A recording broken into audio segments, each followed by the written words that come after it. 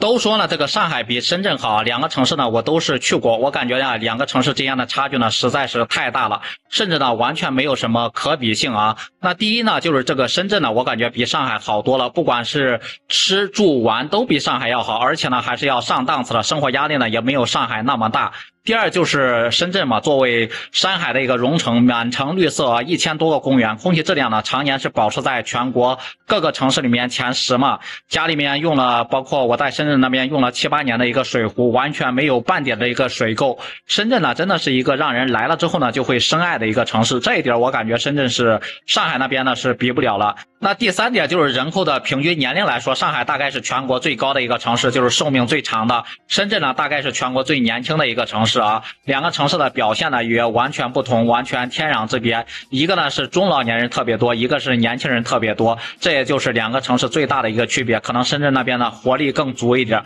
那第四就是深圳的一个繁华，包括高楼大厦，我感觉呢是也不是上海那边可比的，就是深圳那边随便一个科技园的一个人口都比上海那边的总人口要多啊。第五就是深圳最好的一点，我感觉给我印象最深刻的一点就是不排外啊。这个城市呢，无论你是来自全国哪个省份哪个地方来了之后呢，都是这个深圳人啊。第六就是上海呢，虽然说有著名的一个人物像张维为教授什么，但深圳那边有华为啊，有任正非啊，有我们的华为大手机，还有什么大疆无人机，通通都是在深圳那边，包括那种互联网的企业、互联网的公司总部基本上都是在深圳那边诞生的。那第七就是你像北京、上海那边的城中村与深圳的一个城中村呢，完全不在一个层次啊。就是深圳的一个怀德村应该是全国最牛的一个土豪村吧，听说人口600多，然后村资产呢都过1000亿，可以说呢一出生在那边就是一个亿万富翁啊，真的是太有钱太有钱了。那第八就是深圳是一座年轻的城市啊，就是商业气息非常重，不像别的老城市那么多文化内涵。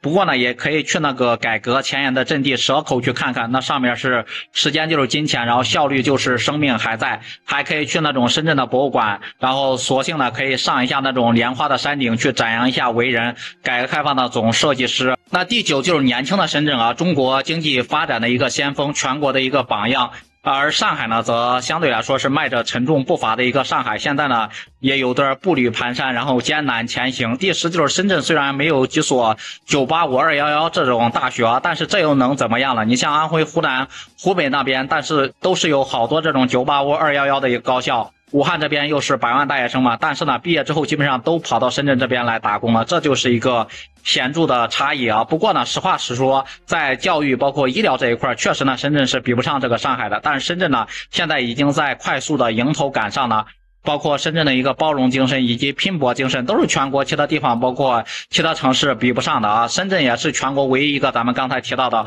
不排外的一个一线城市啊。因为大部分来到深圳这边呢都是外地人，来了之后呢就是这个深圳人啊，不像上海那边可能是有各种的一些不好的东西存在。不知道对于这2座中国的一个一线城市上海和深圳，大家觉得哪个城市更好呢？也欢迎在评论区里面留言讨论。